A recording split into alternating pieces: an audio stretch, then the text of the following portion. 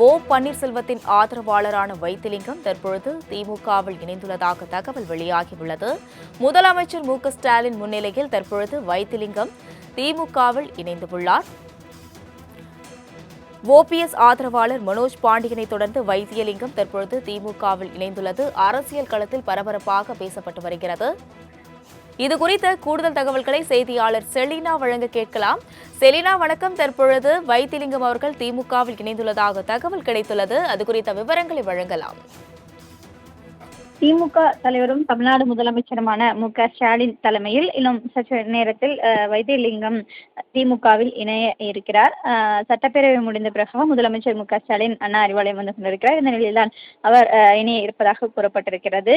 அதற்கு முன்னதாகவே அவர் குறிப்பாக சட்டமன்றத்திற்கு நேரடியாக சென்று தனது எம்எல்ஏ பதவியை ராஜினாமா செய்திருந்தார். ஒரத்தநாடு சட்டமன்ற தொகுதியின் எம்எல்ஏவாக பணியாற்றி வந்த நிலையில் அவர் தொடர்ந்து அதிமுகவில் கட்சி இரண்டாக பிளவுபட்டிருந்த போது கூட ஓபிஎஸ்ஸின் ஆதரவாளராக பணியாற்றி வந்திருந்தார். பல்வேறு கருத்துக்களின் மூலமாக எடப்பாடி பழனிசாமிக்கு எதிராக பேசி இருந்த நிலையில் ஓபிஎஸ் ஆதரவாளராக 4 பேர் இருந்தார்கள். 4 சட்டமன்ற உறுப்பினர்களில் ஏற்கனவே மனோஜ் பாண்டியன் அங்கிருந்து ஓபிஎஸ் ஆதரவாளராக இருந்த நிலையில் திமுகவில் வந்து இணைந்திருந்தார். கடந்த ஒரு மாதத்திற்கு முன்னதாக தற்பொழுது ஓபிஎஸ்ஸின் மற்றொரு ஆதரவாளராக இருக்கக்கூடிய வைத்தியலிங்கமும் ஓபிஎஸ் ஆதரவாளராக இருந்து தற்பொழுது திமுகவில் இணைவதற்காக அண்ணா அறிவாலயம் வந்திருக்கிறார். குறிப்பாக அவர் ஜெயலலிதா காலத்திலிருந்தே அதிமுகவில் இருந்ததற்காக பல்வேறு தொகுதியில் சட்டமன்ற உறுப்பினராகவும் பல்வேறு ஆண்டுகள் பணியாற்றி வந்த நிலையில் முக்கிய பொறுப்பு வகித்திருந்தார். அதே போல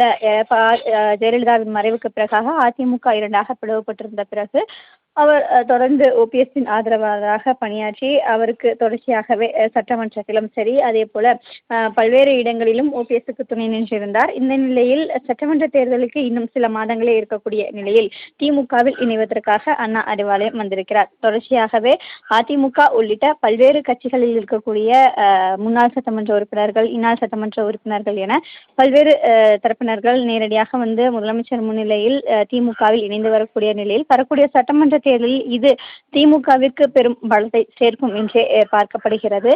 அதே போல அண்ணா அறிவாலயம் வந்திருந்த வைத்திலிங்கத்தை செந்தில் பாலாஜி அதே போல அங்கிருக்கக்கூடிய நிர்வாகிகள் அனைவரும் அவரை வரவேற்று உள்ளே அழைத்து சென்றிருக்கிறார்கள். முதலமைச்சர் வந்த பிறகாக அவர் முதலமைச்சர் முன்னிலையில் இணைந்த பிறகு செய்தியாளர்களை சந்திக்க இருப்பதாகவும் கூறப்படுகிறது. இதற்கு முன்னதாகவே மனோஜ் பாண்டியன் திமுகவில் இணையும் பொழுது அவர் பல்வேறு கருத்துக்களை தெரிவித்திருந்தார். அவருக்கு இங்கு முக்கிய பங்கு தருவார்கள் என்று எதிர்பார்க்கப்படுவதாக கூறியிருந்தார். அதே போல தொடர்ச்சியாக அடுத்து வரக்கூடிய சட்டமன்ற தேர்தலிலும் திமுக தான் வெற்றி பெறும், அதற்கு உழைப்பதற்காக அவர் வந்திருப்பதாகவும் தெரிவித்திருந்தார். இந்த நிலையில் வைத்திலிங்கமும் திமுகவில் இணைவதற்காக வந்திருக்கக்கூடிய நிலையில் அவருக்கு திமுகவில் ஏதேனும் முக்கிய பொறுப்புகள் வழங்கப்படுவதற்கான வாய்ப்புகள் இருப்பதாகவும் கூறப்படுகிறது.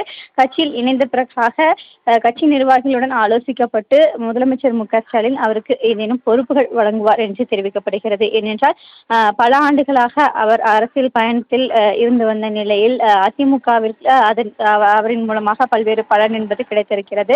இந்த நிலையில் திமுகவிற்கும் அவர் மூலமாக அந்த தொகுதி, அதாவது ஒரத்தநாடு சட்டமன்ற தொகுதி எம்எல்ஏவாக இருந்த நிலையில் அந்த தொகுதியில் இவர் மூலியமாக திமுகவிற்கு இன்னும் பலம் சேர்ப்பதற்கான வாய்ப்பு இருக்கும் என்று தெரிவிக்கப்பட்டிருக்கிறது. இதனால் அவருக்கு முக்கிய துறைகளிலோ அல்லது ஏதேனும் கட்சிகளில் நிர்வாகிகள் பொறுப்பு என்பது வழங்கப்படும் என்றும் எதிர்பார்க்கப்படுகிறது.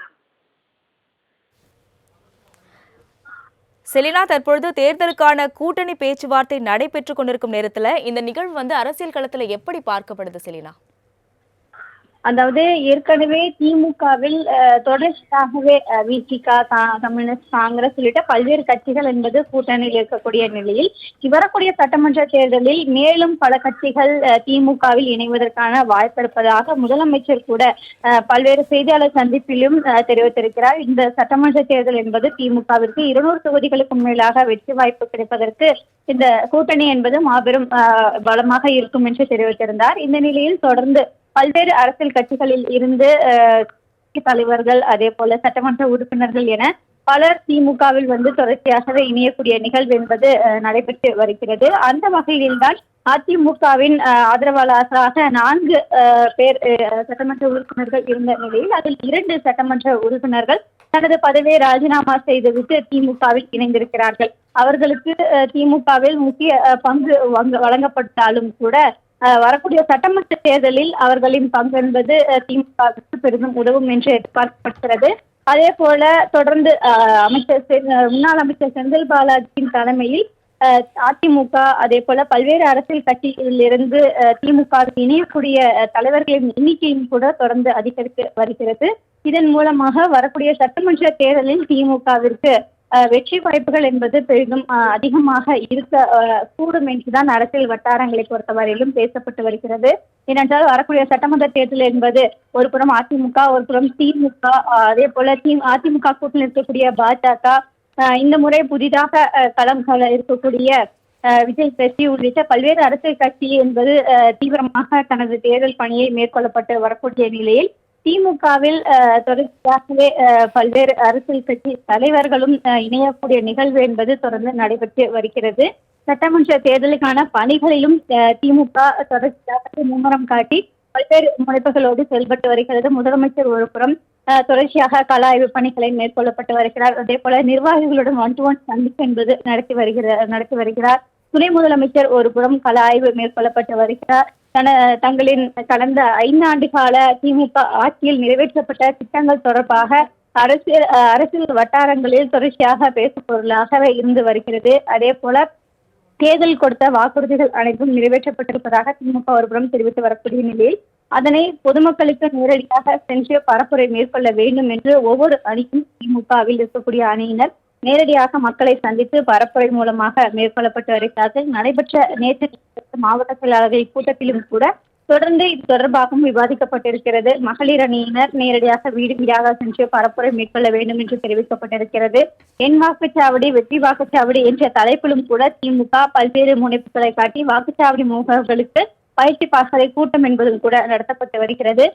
தொடர்ந்து இது போன்ற பல்வேறு பணிகளில் திமுக ஈடுபட்டு வரக்கூடிய நிலையில் தொடர்ச்சியாகவே திமுக அந்தந்த மாவட்டத்தில் இருக்கக்கூடிய நிர்வாகிகள் பல்வேறு அரசியல் கட்சி முக்கிய தலைவர்களுடன் பேச்சுவார்த்தையும் நடத்தி வருகிறார்கள். ஏனென்றால் திமுகவில் வளம் சேர்க்க வேண்டும் என்பதற்காக இது போன்ற பணிகளை மேற்கொள்ளப்பட்டு வரக்கூடிய நிலையில்தான் வைத்தியலிங்கத்துடன் கடந்த சில நாட்களுக்கு முன்னதாகவே இருந்தே திமுக நிர்வாகிகள் அவரை சந்தித்து பேசப்பட்டு வந்ததாக கூறப்பட்டிருந்தது. பொங்கல் பண்டிகையின் போதும் கூட அவரை நேரில் சந்தித்து வாழ்த்து தெரிவித்ததாகவும் திமுக நிர்வாகிகள் தரப்பிலும் தெரிவிக்கப்பட்டிருந்தார்கள். இது அரசியல் வட்டாரத்தில் பெரும் பேசுபொருளாக இருந்து வந்த நிலையில்தான் தற்பொழுது அவர் திமுகவில் இணைய வந்திருக்கிறார். தொடர்ந்து இதனைத் தொடர்ந்து அவரது ஆதரவாளர்களாக இருக்கக்கூடிய சிலரும் திமுகவில் வந்து இணைய இருப்பதாகவும் கூறப்பட்டு இருக்கிறது.